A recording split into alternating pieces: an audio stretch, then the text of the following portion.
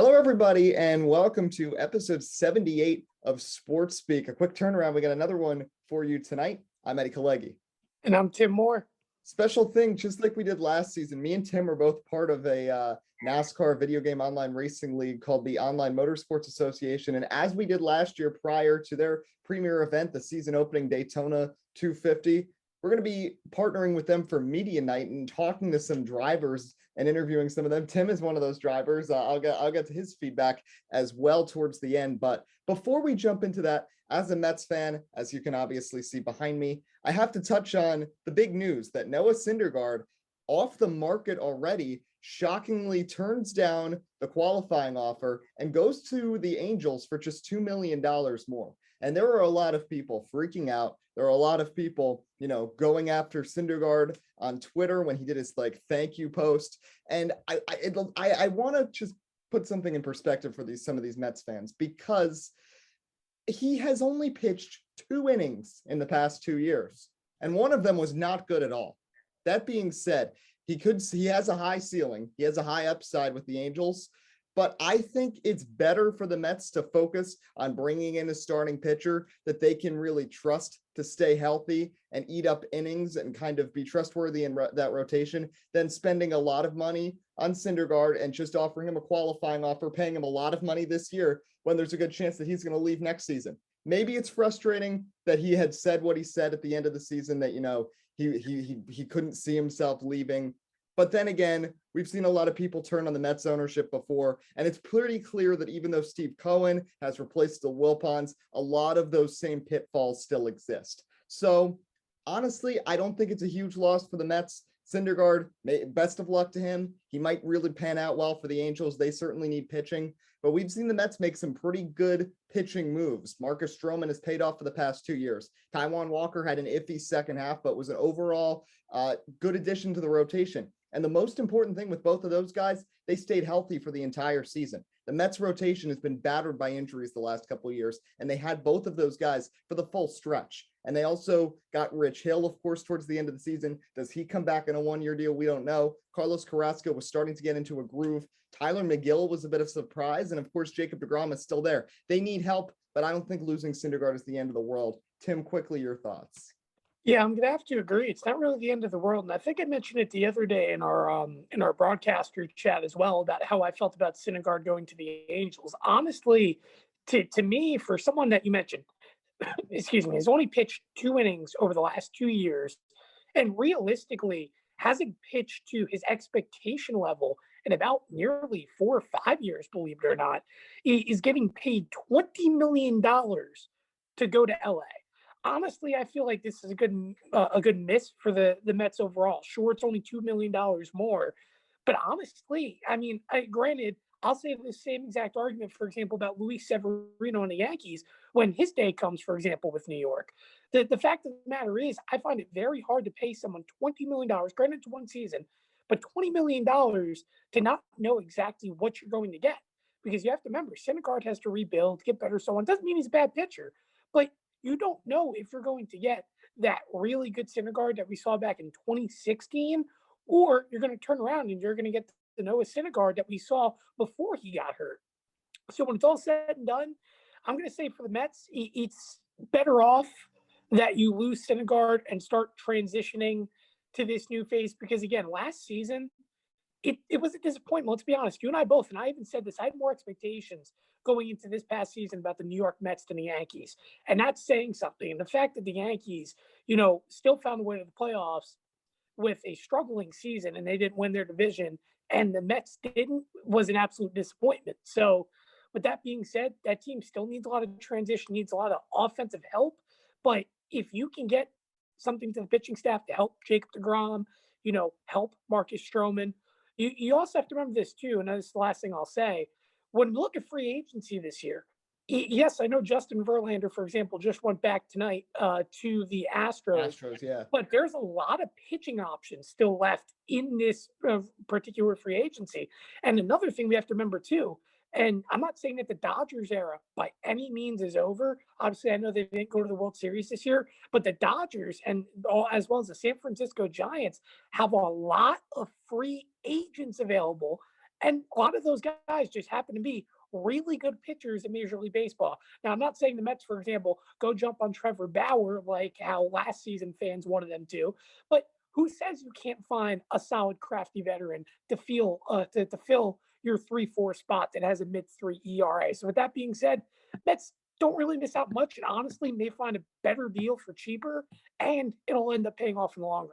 Yeah, so it's going to be interesting to see. There's so many free agents out there, not just pitching, on offense, all those shortstops. Winter meetings are going to be really interesting this year. It's been a bit of a lapse the last couple seasons, but I'm really excited to see what'll happen with that. But let's transition now to our coverage of OMA Media Night. All right, so here we go. Online Motorsports Association Media Night. Kalegi, Tim Moore here on Sports Speak, and let's get things rolling with the person who finished second to Tim in the VRC standings last year, but comes back as a title favorite, a former VRC champion, Drew Jewah. So Drew, of course, we're going to focus on your team as well, but let's first talk about you. You finished second in the standings last year, a former champion. You want to get back to the top. You're moving to Ford this season with your team. What are some expectations for you in this 10-race season? Yeah, the expectations are high. My team is it has everything that I need. T-Glass, he's won championships in other leagues. Casey, a VNS champion a few seasons ago. We're looking to hopefully win about 5 of the 10 races. That's our standard. We've always been super, super good on the plate tracks in 1.5 miles. So it's just going to be about winning those races and finishing high in the standings. All right, Tim, go ahead. I was going to say, obviously, when we look at it, since you've joined OMA and especially you've been in the VRC division, obviously, yes, 2 seasons ago, you go on, you win the championship. Last year, you're runner-up to me. But you've been nothing but consistent. And, to say that outside of Tyler McDonald, you're arguably the most consistent driver this league has had to offer over the past few years. To me, it makes me really appreciate that, not just as a driver, but from an outside perspective of, hey, you're always there, you're always competing and so on. But I guess my question is, obviously, this format, much different compared to past years. We don't have a chase, much shorter season. Now, for you as well, an experience in Red Hot Racing League, got to see a shorter schedule, 8-race schedule, with the somewhat initial cup standing style to it. With that being said, with you being someone that's arguably been one of the most consistent, do you feel that this style is going to really benefit you aiming towards championship number 2 this season? Yeah, I hope it benefits me. It's just going to be about getting those consistent races, like you said. It's just going to be about missing all the chaos, because it's going to come, especially at Daytona. It's just bound to happen. Last season, we weren't so lucky. We had a few races slip out of our hands. But we're just going to hope to get consistent top 5s, top 10s, and hopefully be there for the last race. So, of course, last question for you. We got to talk about the Daytona 250 coming up on Saturday. You have not had much luck at plate tracks in the past. You did get that win at Talladega last season to break the curse, sort of, but I just want to know your general expectations heading into that race Saturday. And also, as a secondary question with that, this is arguably the most talented field that the VRC has ever had, but you are one of those drivers like Jarrett and Sebi, unlike the others that have been here for 5-6 seasons. Do you think that kind of plays into your advantage a little bit with the 250 and beyond, and just overall your expectations for the Great American Virtual Race? Yeah, it's going to be chaos. I know me, myself, T-Glass, Casey, Gavin, all those people in Ford are going to be trying to train the top, because it gives great racing. If there's enough people on the top and enough people on the bottom, you're going to have side-by-side racing for laps and laps. That's going to be the most enjoyable for me. It's just going to be about being in the right place at the right time, having people that are going to be able to push you at the end. And hopefully my experience from last season, finally winning a plate race, my first ever, hopefully that will come down and help me win the 250 for the first time. All right. Well, Drew, best of luck this season, and thanks for joining us here on Media Night. Thanks for having me. All right, here we go. Interview number 2 on OMA Media Night. It's the reigning VNS champion who's got really an expanded VRC team for the first time in expert racing esports. It's Joshua Franks, who's been on SportsBeat quite a few times before. Joshua, thanks for joining us. Thank you for having me as always. So before we talk about your team, I'll let Tim ask you about the team, but let's first talk about you driving, because of course in the VNS, you won the championship last year. It's a lot of the same faces that you battled last year that'll be back this season: Ryan Steinberg, Fabricio Lamana, people you'll be contending with once again. So how can you take advantage in the 10 race season, especially since last year you did get off to a bit of a slow start, and then you got red hot towards the end of the season and it led you in the championship run? How can you get going quickly this season in a short season and try to defend your championship? Well, the idea is not to focus on wins necessarily, more on consistency, and that's where I feel like is one of my strong suits. Even though I come off with a slow start, sometimes I feel like consistency is always what brings me back, and that's what, in this points format being a Winston-style format, is what we can see. We saw similarly in my original 10-year, my one and only year in the VRC, I was able, if we would have had last year's points format in a short little run there in the playoffs, I would have been leading the points. So I'm very confident.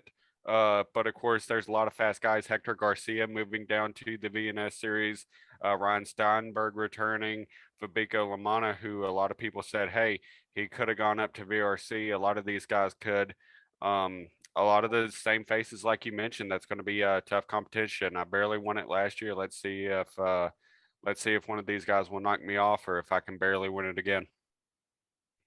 No, obviously as well, for you transitioning first year as well, full-time as a team owner this year, you mentioned obviously the aspect of you focusing on consistency and chasing towards back-to-back championships. But how much as a team owner are you emphasizing that to your drivers, knowing that this is a system that's going to not just, solely focus on that, but also have your drivers understand that there's going to be, bumps in the road going through your first year, not just as a team owner, but being involved within most of these series, especially with the fact too that you've had to go through a lot of transitions, especially with drivers up and down VNS and VRC to open up the year. It's going to be extremely difficult to be able to make that transition. I can go ahead and say that. Looking at the guys that we do have, surprisingly, and this is one thing I've been looking over the past few weeks since we confirmed a lot of signings, not one driver I have on my team has 1 year of OMA experience. So a team full of rookies, we're looking to try to combine that with the experience. We hired Robert Harding and Tristan Biesel, who both seem to be great. I know I butchered that last name, but it's kind of hard to say, but I love Tristan. Tristan's energetic. I apologize. He's awesome. He's awesome. And that's why we brought those guys in. They're great with development. They're great with helping our guys. They're committed to our team, especially Robert Harding. He was my original crew chief coming in, and he knows what to do. He knows how I like to run things, and he knows where direction we're wanting to go in with the team, both on iRacing and both over here in OMA and the console side. He's been a real big help, and we're looking to continue that moving forward. So lastly, I'm going to pose a similar question that I did to Drew. Of course, for the Daytona 250, obviously you're one of the top plate racers. You had a great run in the extra race as well. We're right up there. Ryan Minneker snuck past you for the halfway bonus and what was a really good battle. Of course, that's a race that Tim won, but you had a really good run for your team in that race. So looking ahead to the Daytona 250, first step, of course, is getting into the race. And then, of course, trying to get there and get that win. You've won before at plate races in the OMA before and in the VRC. So what are you looking at, of course, Friday night with VNS, and then trying to maybe get a win in the Daytona 250 as well as a part-timer? Well, it's a keeping momentum up in the speed weeks type of thing. I'm already locked in. I know Steven, one of our rookie VRC drivers, not going to be there, so I've been appointed to fill in that number 88 Camaro. So we're going to look to see if we can't get a win for XRE. We already won the XRE extra race. Thank you, Tim. And we're looking to continue that on throughout the entire weekend. We have a great group of guys in VNS, great affiliate teams that are looking to work with us. And same thing in the VRC. We got a lot of guys we could trust and work with. We have the experience to get in victory lane, and it's just all a matter of luck. I mean, it's a bunch of skill that it takes to run these places, but it's also a lot of luck as well. So we'll see if it's in our favor. All right, Joshua Franks, the expert, trying to be the expert of Daytona this weekend. Best of luck at Daytona in this season. Thank you. Moving on to Ohio River Racing. He's not competing full-time in VRC this season, but of course he's the owner of that team and will be running some races throughout the season, was in the Clash as well, and has a couple seasons of VRC experience. Riley Goff, thanks for joining us here on Media Night. Pleasure to be here. All right, so we've got to first talk about, of course, the strategies with your team. You brought in Parker Ness with some experience, definitely impressed in this rookie season. Jonah Johanan is there back in the VRC, and you bring up a rookie from Extra and Wesley Farrell, and then you yourself will not be racing full-time. So I want to know a little bit about that decision to step away from the full-time seat and give 3 drivers, including a couple uncertain ones with Jonah, and then bringing in a rookie in Wesley to set up your roster for the VRC this season. Yeah, I mean, it was a very tough decision to step away, but with the way that my schedule is setting up, being in my last year of high school and basketball games coming up, I just didn't want to miss any of those. And also, it just didn't feel right to not give Jonah nor Wesley a ride, considering that I promised both of them a ride at probably June-ish is when I promised both of them a potential opportunity. So if I would have taken one of their spots, it just would not have sat right with me. All right, Tim, go ahead. I was gonna say, and honestly, you look at it, Jonah being, very, very tied into this series. Obviously, you go back a few years ago where he won the shootout back in VRC. Obviously, I know Parker, for example, still looking for his first win, but obviously Parker being a partner with you, big signing for you this year as well. What's your expectation of him, at least in terms of being a leader going into the season? Obviously, we've added him to the admin crew, and we have seen his leadership behind the scenes, but Parker's a real good driver. And, we saw him dominate Extra 2 seasons ago. This past year, he came so close to a victory at Daytona. Honestly, in my opinion, should have had 1-2 wins, throughout the season. But what is your expectation with him, obviously being a leader and being tied very close to you this season? Well, I think that him being on the organization is going to be a big step forward for us. That he's always been a great leader. He's run multiple leagues. He's been a leader in multiple other groups. And I feel like that was very important to bring over here, especially with the fact that this is my first full-time season opening any sort of team, running a team. And it just felt nice to kind of get that sort of experience with him. Yeah, so let me ask about that. What has been the biggest adjustment for you transitioning from being, strictly a racer to now owning that team, a team with a lot of history, taking it over from Ethan Hoffman midway through last season, and now going through the silly season as the owner yourself? So what has been some of the most difficult adjustments for you, and what do you enjoy most about it? In terms of struggles, I would say probably having everything go your way. Because, I mean, as we've seen this offseason, not everything is going anybody's way, where drivers have not committed to the teams that they've said, other sort of controversies. So yeah, that'd probably be the bigger struggle. But the most fun part has definitely been bringing in guys that I know are going to be good leaders, good people in general. That was my main goal during this season, was to try to avoid as much controversy as I could. Just try to build some sort of stability here. So one last question I have for you. I've got to ask you personally about your driving, what your overall plans are for you on the track this season. Of course, you're slotted to be part-time in VRC and also competing in the Extra Pro Series. So just what are your overall plans for you, and what are some of your goals here for this mini season? Just like you mentioned, I plan on racing full-time in Extra. In terms of goals there, looking at the schedule, I feel very confident everywhere. I think that every track fits well to my skill set. And I mean, honestly, it's championship or bust down there. But I'll be honest with you, I don't care if I don't win any other race but Eldora. Eldora is the one race that I really want to get to, because after this, I don't know how many times I'm going to be able to run back there, being at my home track and everything like that. In terms of VRC, I mean, I really just want to prove to myself still that I still belong up there going into hopefully next season, where maybe I decide to come back full time. I don't know. We'll have to see. All right. Well, Riley Goff, best of luck heading into this season as both an owner and a driver. Thank you, guys. We continue on with the OMA Media Day here on Sports Speak. Coming to join us right now is Ryan Minneker, multi-time winner in VRC, currently fully active within the Extra Pro Series as well, joining Riley Goff in the part-time department in VRC. Ryan, we look at you going on to this year. Obviously, we know you've been one of the most experienced VRC drivers, throughout your career here in OMA. I guess first I got to ask you, how tough is it to step away from full-time competition, knowing that you're not able to show up weekly and be involved as much as you want to? And on top of it, what's your expectations going into something like that with that mentality, knowing that you can't be there every week, but you want to be? Well, first off, the expectations is clearly in a part-time car is win races. I mean, ORR is a new team in retrospect with the name, but it's been Hoffman Family Racing, Hoffman G Motorsports, and stuff like that. But I think win races as a part-time car, you're not running for points, so you're going to go out there and at halfway, you're not going to pit before halfway, or you're not going to go for halfway points. You're going to try something different because all you just need to be there at the end. Help your teammates out with like Parker Ness and I think Jonah Johanan.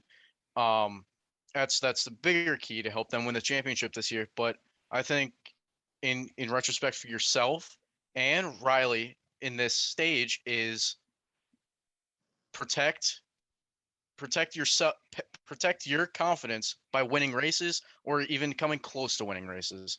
I don't have with work and school and stuff like that. I think practice is going to be limited this year towards me, but I think if I can get enough in to the point where I feel confident, I think we'll have a really good shot at winning races and competing for those top 5 finishes. Interesting. So I want to get your perspective. Of course, I kind of want to ask you sort of in like an analyst way, because, since you're only competing part-time, you're not a full-on team owner, but you obviously have a lot of ideas. You've been in the VRC and in the OMA for quite a while. So looking at this roster in the VRC this season, who are you looking at as a potential favorite in the Daytona 250 and beyond to capture the VRC championship in 10 weeks? For at least the 250, I'd say maybe. I don't know. I think Parker Ness has really shown that he can lead races, of course, run up front, and with that amazing qualifying time, yeah, it only puts him third, but I know third's better than sixth. Yeah, and I know he still has to go through the duels, and that'll place him somewhere. And I think if Riley in the 77, I believe this week, can help him, I think ORR has a real shot at the 250, and I believe Parker has a real shot at the championship too. All right. As well, I apologize. I was going to say, as well in the past, you're real good at predicting the future. Last year, in fact, I think you predicted 8 races in your preseason prediction of who went on to win races, which was by far the most of anyone else, in my opinion, which makes me ask this one last question. Who's going to win a Stanley Cup this year? Because last time we had you on, you were real bold going to the off season, and any ideas change within your head, especially about the Islanders going into this year? Yeah, I had the Tampa Bay Lightning going for the three-peat, and I had the Islanders going far into the playoffs. I still believe the Islanders can go in the playoffs and compete, but the Lightning, they've surprised me, honestly. The Lightning haven't been up to par, at least from what I've seen.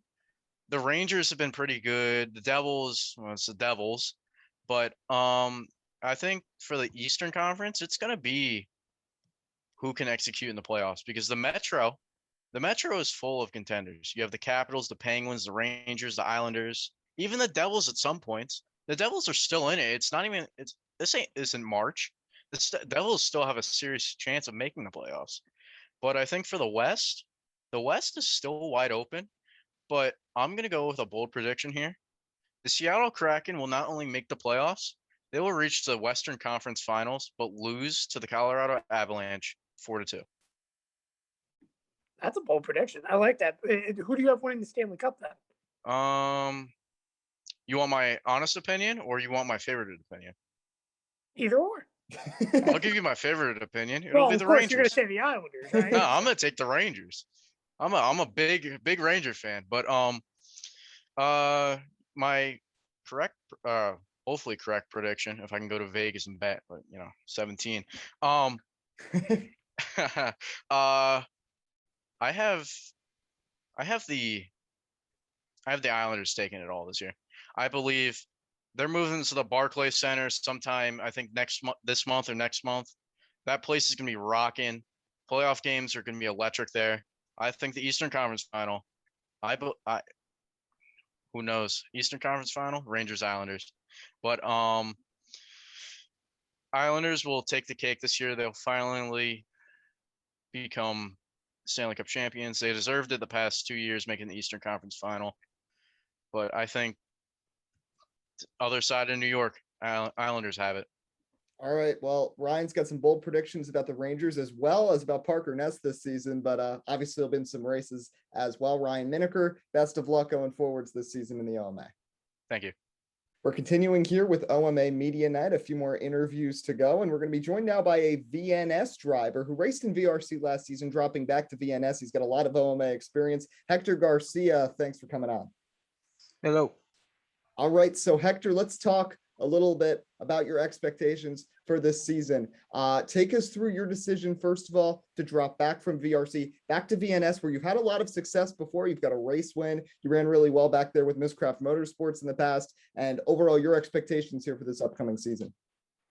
Well, in VRC, I didn't do too good last season, and I know where that came from. But in my past 2 seasons in VNS, I had quite a lot of pace, just made a lot of mistakes most of the time. And I feel like I can contend for a lot of top 10s this season. I don't know if I'm going to have the same pace I had in my rookie year, but I'll see what I can do there. All right, Tim, go ahead. Well, I was going to say, obviously your rookie year, and correct me if I'm wrong, I forgot if it was 4th or 6th place finishes, but I remember in my rookie year in VNS, you set the most infamous record probably in OMA history with the most consecutive. I think it was 6th place finishes. It was 6. Yeah. I think it was like 7 or But 8. it was like 4 or 5, maybe 6 consecutive 6th place finishes, and you were nothing shy of Mr. Consistency. Now, we talked to Joshua Franks before, obviously defending VNS champion, and he emphasized the aspect of consistency to win a championship. Obviously, I know 6th place is not where you want to be. You want to be much higher, but you showed promise in your rookie campaign in VNS. I know you mentioned VRC didn't necessarily work out the way you wanted it to, but is there anything you can take out from last year's VRC campaign to help you improve and get stronger to aid towards a championship this year in VNS with that aspect of consistency? Last season in VRC, one thing that I did note about myself was my pit strategy when it came to like things with tire saving and consistency in that aspect. Pace wasn't exactly there, and in my second season in VNS, one where I got the 8 straight 6th places, I didn't have that much pace. But if I could go back and get the pace I had in my rookie year in 2019, I think I could go for maybe a top 5 in the points. So focusing now, lastly, on this weekend, of course, Daytona 250 for the VRC, VNS as well. We haven't really talked about the VNS race much on this show, but it was very exciting last year with the controversy with Greg Servia and Ryan Steinberg at the end. Going to be a big field for that race. You've got a lot of people with experience. You've got like the contenders from last year, Frank Steinberg, Fabricio, they're all back. And then, of course, drivers like you and Ashton coming back down from VRC, along with a lot of new guys making their way up to the VNS for the first time. So I want to get some of your expectations finally here for this upcoming Speed Weeks, headlined with this VNS race Friday night, which will be your first race back in VNS. I feel like in VNS, if it does end up being with the whole scheduling thing with Tim, I feel like Tim will be very, very fast in any race that he does, because that's just how he is. But in VNS, I can see someone like Stein maybe getting their first win. I just feel like it's coming, and that's something that's bound to happen eventually. Yeah, I mean, Ryan Steinberg has just been so fast and so consistent. It's only a matter of time that the bad luck spell breaks. But for you as well, you've had speed. You got a couple of OMA wins. You'd like to add on another one and maybe contend for a VNS title as well. So Hector Garcia, best of luck at Daytona and throughout this season. Thank you. Nearing the end of our OMA media night, and we're going to be joined by a rookie for the first time, a VRC rookie and OMA rookie, but has a lot of league racing experience. He's going to be racing for Team Drew. Drew talked about him earlier. Tyler Glass, thanks so much for being here. Thank you for having me, man. I'm glad to be here. All right. Well, I already remarked off the air that we got some beef already. You're going to Purdue. Of course, I'm going to Rutgers. I see a Cowboys flag behind you. I don't have enough things behind me, but I am an Eagles fan. So that's over 2 right now. Of But course. let's hear a little bit about your expectations entering this season. And honestly, let's start with this. How did the opportunity first present itself? Obviously, you know some drivers from the Red Hot Racing League and beyond that you've made connections with that are in the OMA. So how did the opportunity ultimately come for you to join the VRC and race for Drew Jewah's team? Honestly, Drew just asked if I wanted to come race in OMA. I had some interest last season, of course, but I had to go through the whole process of getting into the league. And then I knew once I got in here, I was going to have a ride with Drew's team.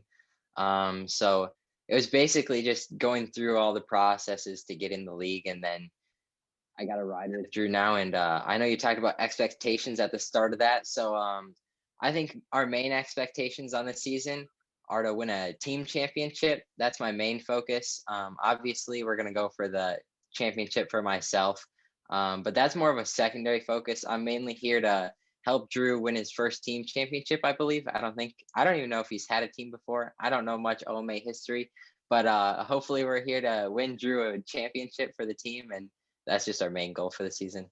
Yeah, quickly, before Tim answers, I can clarify that Drew has not won a team championship before. He came close. He came close 2 seasons ago when he and Jarrett were on the same team, but he's never gotten that team championship before. So maybe that could be a first for him. Tim, go ahead. Well, I was going to say, too, because I want to bring up 2 points. Obviously, throughout your history here in NASCAR Heat 5, and this being your rookie campaign in OMA, we've seen you obviously win the RHRL Cup Series championship in dominating fashion, not just, a close battle. 5 wins is certainly something remarkable when you're racing against the best of the best. But I do want to highlight one thing. Obviously, I would imagine there's a lot of pressure on you going into this year because of how highly praised you are within this community and the expectations, of seeing you up in front week in, week out.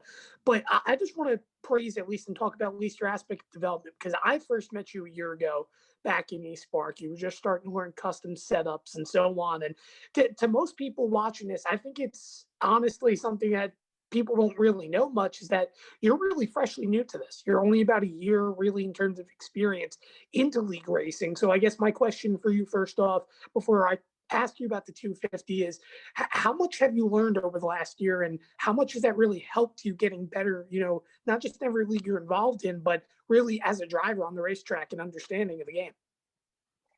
Yeah, I've gotten a lot better in the last year. I think about a year ago, East Park Xfinity, I was like probably a mid-tier guy, honestly. I was very not a clean driver, I'll say that. I wasn't the cleanest driver. I had to work on a lot of things in my driving and just developed so much throughout the East Park Xfinity season, and then RHRL in the first season of that, and then other preset leagues. Ran a lot of leagues, got a lot of experience. And then this summer was ultimately able to make the summer showdown races, which was insane to go from probably like a mid-tier driver in the game all the way up to like one of the better drivers in the game. But I feel like I don't feel that much pressure. I don't really feel pressure racing on NASCAR Heat 5, just because I'm just so used to it at this point. We've been on the game for so long. I basically know all the glitches in the game, all the weird bumps and stuff that just are weird about the game. And I just know how to drive most of the tracks at this point. So let's finish with this. Actually, Tim, you can ask him that last question about the 250. Go ahead. Well, I was going to say too, obviously you mentioned a lot to me this week as well about the aspect of you wanting to focus on pushing. You mentioned a lot of time, spending time developing, getting better and so on, and trying to get things, to click. So I guess really 2 minor questions. First off, when did you finally put it all together, or when you think you put it all together? Was it this summer when you made the summer showdown and going to Daytona? Because obviously we've done a lot of plate racing since then. When did it come to be that you felt that your strong suit is pushing, giving yourself the best opportunity for a win? Because I know you mentioned a lot that this is definitely the kind of strategy you like to play when going to plate tracks. Yeah. I don't know when it exactly clicked. Probably around the time the first season of RHRL playoffs started. I think I had like one win in the regular season of Cup Series, and then I ended up going for like another 4 wins in the playoffs. I feel like that's when I started hemming in all of my ability and putting it together to actually get wins, and become an actually like competitive driver up front. The whole pushing thing at super speedways, I don't like to be in the lead on the last lap. I'd rather be in second, because I feel like even if you make a move and don't win the race, like no one's it's just like you're either going to finish first or second. I feel like if you are in the lead and everyone goes to your outside, you could drop so many positions. And I feel like second is just the best spot, even if you don't win the race. Second, I feel like it's just the best spot to be. You're the one making the move. You decide your fate. Everything is like relying on you. So I just like being right behind the leader. And as I know, if you finish second, you can still manage to win a race. And we saw that last year in VRC. But Tyler Glass, definitely one of the hotshot rookies, definitely an immediate championship contender. Tim won last year as a VRC rookie, and he went on to win the title. So Tyler Glass, best of luck heading into the season with Team Drew. Thank you. How about them Cowboys?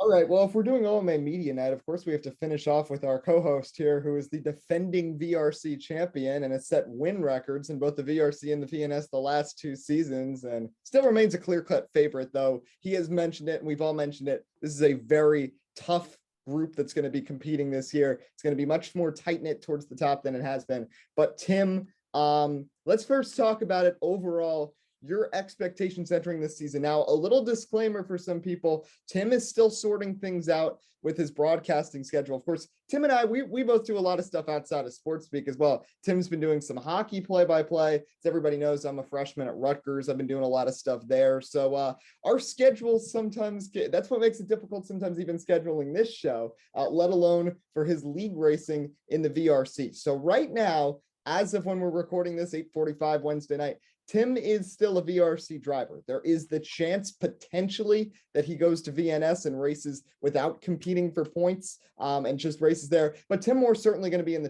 the track in some capacity this season, though 99% sure it won't be in the Daytona 250 to defend his title. Fabricio Lamana will actually be subbing for him for Dark Horse Racing, who got their season started off well with Kyle England winning the Clash at Road NC on Saturday. So Tim, let's start with your expectations for this season. I mean, not just as a VRC driver and trying to defend your title, but also now as a co-owner of Dark Horse Racing, having someone in Logan Fielder that you recruited into the league that's kind of a mystery to many people in the VRC, as well as Kyle England, who's the youngest driver in the series, making the jump up from VNS. Yeah, first to talk about the season as a whole, and I've mentioned this many times off air about VRC this season, and the aspect and the true aspect of it is that this is arguably the most competitive field OMA is ever going to see in VRC. I mean, there are, and I even going through the preseason rankings, I don't know if you saw the sheet Stein made, but I had to go through that list at least 8, 9, 10 times to give myself a solid top 10 just alone. And when you look at that top 10, I can pinpoint 8, 9 guys that I could say, wow, you can win a championship this year if you're consistent enough. And honestly, I think that, last year, obviously we had a dominant season. We set records. This year, I physically can't set a record no matter what, because we only have 10 races. So, well, that stinks a little bit. The aspect of the matter is the league's getting better. Drivers are getting better. Talent is getting better. And it's not just going to be a clear-cut, easy championship. And obviously, odds stacked against me. I can't control Fabico, what he does on Saturday. So not saying that he's going to do bad by any means, but it's more of my fate to open up the seasons on someone else, which means that my emphasis and focus throughout the season is going to have to be high. But going into this year, first off, joining Dark Horse, obviously leaving McGuinness at the end of last season, I was more than happy to be a part of and have enjoyed my time with, winning a championship in my rookie campaign. I look at this team this year and I see a lot of promise. I'll start with Logan Fielder. I mean, someone to obviously we just talked to Tyler Glass a few moments ago. Someone that has the accolades. Logan Fielder, SXRL champion in terms of defaults. He's an RHRL Xfinity champion, eSpark Xfinity champion. He's found ways to get championships in big leagues for a reason, because he's always consistent, and honestly reminds me a lot of, and I don't want to compare to real life Cup drivers, but Kevin Harvick. Mr. Where did he come from? He comes in the most unexpected times. And when he strikes, he does make it matter. And I honestly think Logan's gone under the radar throughout this year. Fielder, that is, because we have two Logans, one in VNS. But Logan Fielder, in my opinion, for VRC this year has really gone under the radar. And someone that I think, too, could be competing for a championship when it's all said and done. I look at Kyle England. I mean, Kyle England is honestly the pure driver definition of someone that I wish I was when I was his age. And what I mean by that is he has a lot of skill. He's real polite, but the big thing is he has such a good driver etiquette. And obviously winning in his first VRC full-time race in a shootout the other day, at Road NC, that proves not only just his road course skill, but the aspect of the fact that, he's coming here with low expectations because he's a rookie and he may not have those accolades compared to other drivers, but he's proving the fact that he belongs. And honestly, again, England's one of the most respectful people in this league. I have nothing negative to say about him. I wouldn't be part of the team or a team owner if I, didn't have him on a team, if I didn't believe in him. And I think the kid's going to have to, do a lot of learning this year. And what I mean by that is, you're going to always have aspects and opportunities to be successful, but you have to learn from your failures. And honestly, not just for myself, but the entire league as a unit overall, there's going to be a lot of opportunities, in particular for VRC this year, for failure. So I'm excited to see how England handles adversity. And honestly, I think, though, he made a statement winning at Road NC. I'm excited to see if him and Sebi have a war at Watkins Glen later on throughout the season. But, in regards to the team, I'm real happy, to be a part of Dark Horse. I'm real excited for the VRC roster, and I'm real excited for the day Ryan Steinberg finally breaks the infamous streak that may be only slightly less famous than Dale Earnhardt Jr.'s winless streak from years ago. I think it's more famous. I mean, this has been going on for like 3 years with Ryan Steinberg in a video game league. So I think he will break through as well. But transitioning away from the interviews, let's make our picks here. I want to start with VNS champion. Who do you think it's going to be? I'm going to make my initial prediction.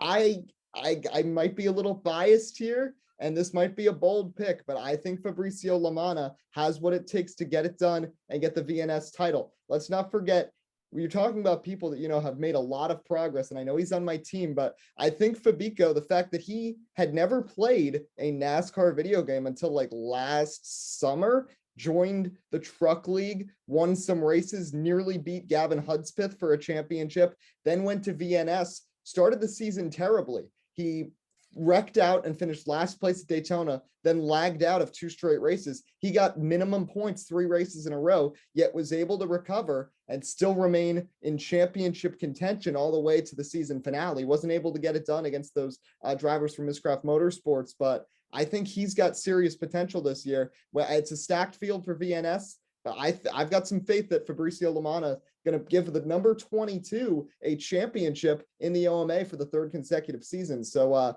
Tim, who's your pick for VNS champ?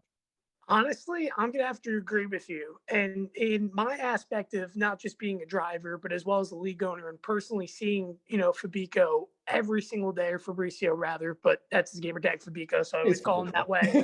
But needless to say, seeing Fabricio grow, and, honestly, back when he was an extra and I watched him a lot go through the system, got to see him a little bit as well in eSpark, he's a young kid.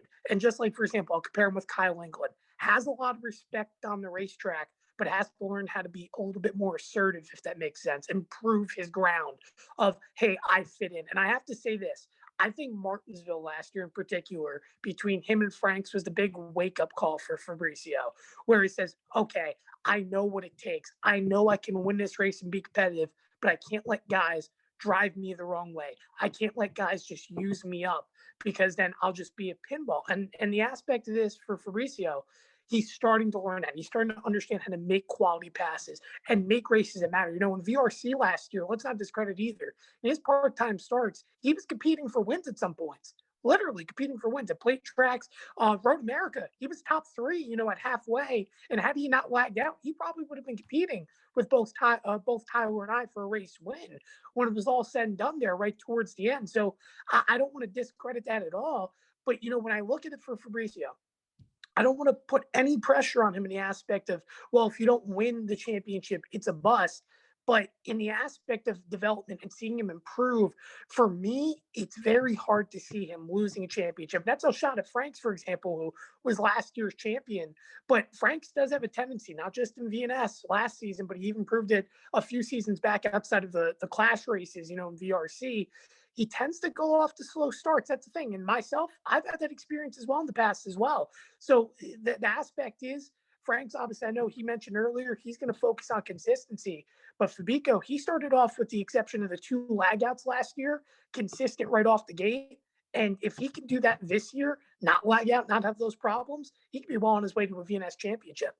So let's make our VRC picks now. I mean, this is tough. And of course, you're one of those people in consideration, you know, currently with your schedule being able to race VRC. But regardless of whether you're there or not, I'm going to go with someone who you said you always end up in points battles with, and it's someone who's coming back to the VRC with some pro league experience now and a former VNS champion. That's Casey Masser. He's the 3rd leg of Team Drew with Drew Jewah and Tyler Glass, who we both talked to earlier in the show. And Casey, he raced to the OMA a couple of years ago, won a VNS championship, and he's a very talented driver. And like we said, he was in the NASCAR Heat Pro League, and of course, that's on Xbox, you know, at least in your mind, they're the 14 best Xbox drivers that exist on NASCAR Heat 5. He was named to as one of those 14, competed well there, and we know about the talent, and we know also the experience he has racing with these drivers. We have seen, I mean, you're an anomaly because you're Tim Moore and you're the legend and the GOAT, but usually when people first enter the VRC, no matter what kind of talent they have, they struggle a little bit because the racing is just different. There is a bit of an added aggression, I think, compared to some other leagues. And some people like that. Some people hate that, but that's just kind of the name of the game here, just with the way it goes. And I think for some people, especially who are coming from other leagues, who might not be used to racing with these same guys, it's an adjustment period to kind of learn about their styles and to be able to compete with them and be able to anticipate things and where you can differ from them and try to improve and try to beat them out. Casey Masser, while it's been a while, has raced here before. He made 2 starts last season, albeit they were at plate tracks, but still he got to race with these guys. And that's honestly the types of races where it's the biggest about communication and understanding other drivers. He did well at Talladega. He nearly won and was battling with you and Parker Ness at the end of the Daytona night race last season. So I just think in a 10 race season, I think he may have the edge. I think Team Drew is going to have a fantastic year. I wouldn't count it. I think Parker Ness is going to have a big standout season. Obviously, I think all 3 of your drivers at Dark Horse are talented. On my team, I think Sebastian Kukulon is always someone you can't forget about. And he had probably his best season with my team in his 3 years there last season and is looking to build on that. It's going to be very competitive. I think we're going to see several different winners. I don't think we're going to see someone knock off, 5-6 wins. I think at the max, maybe someone gets 4 wins in these 10 races, but I think it's going to be a mix, at least 5 different winners. I've got Casey Masser winning it all. So Tim, who's your prediction for champion? Well, I guess before I jump into the prediction, I think, you have to remember this too, talking about Casey, that obviously last year, not necessarily fully comfortable with the field in his part-time starts, but I do want to emphasize this, not that he's going to be exactly comfortable, but there are a lot of guys in this field that he races against regularly, such as myself, but also guys like Gavin Hudspeth, guys like Sebastian Kukulon, that are on your team, Logan Fielder, Tyler Glass, Drew, and so on. I mean, a lot of these guys that are championship favorites going into this year, Casey is very much familiar with. And he's beaten them in other leagues on multiple occasions. But I think the big thing is that he has an understanding of what a lot of these drivers do. He has an understanding of who he can trust and so on. And I think that's the other thing as well when you look at this here, not just for myself, but also other drivers. It's a little bit different for example, like Kyle England, who's a rookie, or even Luca Mazzilli, who's going to have to, really prove themselves and get an understanding of guys they haven't been around ever.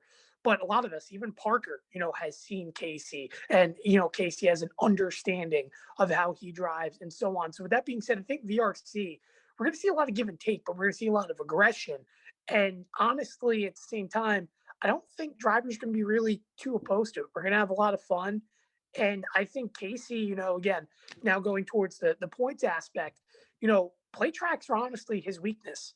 He's had a tough time, he does great with communication, but he's had a tough time really trying to understand, the balance of trying to set up or whatever and controlling races, which I think he's honestly going to put a lot of heavy emphasis going into the 250. But Team Drew is stacked, and not to make a prediction because I don't know if we're going to talk about it today, but honestly, I think Team Drew is going to win the best team this season by far. I think he's going to get that team owners championship. I mean, I agree you with have you. drivers that are all championship favorites. You have guys that on a weekly basis can win. And I do just want to make one more point before I make my prediction. You mentioned you can see a lot of different winners this year. I can tell you based upon RHRL, granted it's customs, to open up the year, we had 6 different drivers, might I add, in a 8-race short season, 6 different drivers winning races. Casey was the first one to win back-to-back races. I became the second one, the final race of the season. But needless to say, even then, Casey didn't win a championship, even though he was one of the most consistent along with myself. It was actually Aviator who unfortunately doesn't race, but needless to say, the Aviator went on to win that RHL championship. And Casey's a little bit upset in himself for not winning that championship because he won a Truck Series championship in RHRL. Yeah, obviously we know he won a lot of eSpark Truck Series championships, one of the most dominant in that series to ever exist. And the fact of the matter is, though, Casey feels like he has a missing championship. Last year, he felt like an RHRL Cup as well in season 1. He had a missing championship. He's won the Burrow Championship as well multiple times, which is his default league. And he had 1,000% win percentage in SXR last year. That's another big default league. So needless to say, I feel like Casey's going to have a real big chip on his shoulder. And I know that he's emphasized plate tracks have been his weakness, but I think you're going to see that team calm, composed, make moves on the outside that Drew already mentioned when we talked to him earlier, and ready to strike. And I'm going to have to say, honestly, I do agree with you. I think Casey Masters this year's championship winner. But I really also in my heart, I truthfully think if T-Glass's pedals also, which he didn't mention, tend to not have problems, I think he could be a competitor, right there towards the end, as well as Drew. And I don't want to discredit, like I said, Logan Fielder is Mr. Where did he come from? If he's right there around and consistent. And I also, one more driver, because I know I mentioned a lot, but Zachary Mendes. No one has talked about him yet. I think that he's truthfully one of the strongest drivers in this game in straight up speed. He's also really good at road courses, which this year, I think this is arguably the strongest field we've had for road courses. Past seasons, we've had Seti, so on. Now you have England moving up. Obviously, Fabico may get part-time starts as well, I would imagine, when we go to Watkins Glen. But needless to say, Zachary is someone as well that's really good at straight up speed. If we see races not come down to fuel saving, where T-Glass and I both excel, as well as Drew, we're going to really see Master and Mendes, I feel, also go at it throughout the season, time in and time out. But Master, my projected winner without a doubt for the championship. And I'll say the 250 winner, to speed things up a little bit, I think Drew's going to finally get it done. I really do think Drew can finally get it done. I think he's due to play track. I know I've hogged a lot of wins recently. That's just kind of lucky. And I've had him, behind me. I've been able to trust him pushing me. He almost beat me an extra the other day, and he lost in a Burrow race the other day as well, down to the wire to T-Glass. I think he's due for a win eventually, and I think his time to shine is right now, especially transitioning to Ford right in that Smithfield number 10. Yeah, Ford always runs well at the plate tracks, and it'll be a 6th Daytona 250, so we certainly do. One more quick driver I want to shout out before I give my 250 pick. I think Ben Smith could have an interesting year. I think he's someone to look out for. It's his second VRC season. Him and Gavin Hudspeth, both in their second VRC seasons. I think they both have serious potential. Both of them missed some races last season, but may be able to commit more during a 10-race schedule, a shortened schedule going on during the winter, during the holiday season. I think both of them could be people to watch out for. Ben Smith had a slow start last year, but he really got things rolling after he won the All-Star race at Bristol and had some nice runs in some playoff races, and goes to Miscraft Motorsports, who was really looking for a driver with experience. And pairing with Jarrett Talmadge and Luca Mazzilli is an interesting pairing. And then Gavin Hudspeth racing for me. He missed some races last season. He's ready to go for a full season here. But when he was out there, he was fast. He almost won Phoenix. He almost won at Talladega. He almost won the Daytona 250. He was up there in all those races. He's someone to watch out for. But with the 250, I already made my pick earlier, and it's a bold pick, but I think Parker Ness is going to get it done. The way he looked in the last two plate races last year, especially the Daytona night race, when he was right there and almost got a side draft run by himself on the outside to beat you, when it was basically you and Nasser and Gavin all lined up on the inside, was really impressive. I think having some useful teammates that want to work with him. It was very disjointed last year with Thunderbolt Racing, and all three of the drivers from last year would admit that. And I think Parker Ness, having the teammates, having the resources, being in a good program, I think he could potentially squeeze out a Daytona 250 win. That's going to do it for OMA Media Night. One more quick thing, a little prediction I want to do. This is separate from our weekly pick'em, but since we're doing a midweek show, we may as well make a prediction for Thursday Night Football. And it's the battle of the most meme-worthy game possibly in professional sports history. The New England Patriots and the Atlanta Falcons rematching. The Falcons, Atlanta maybe has thrown away their choking days with the Braves winning the World Series, but the Falcons have still been managing to choke games all season. Matt Ryan's been a mess. They've turned Corrado Patterson into a running back, which has actually paid off, but the rest of that roster isn't very good.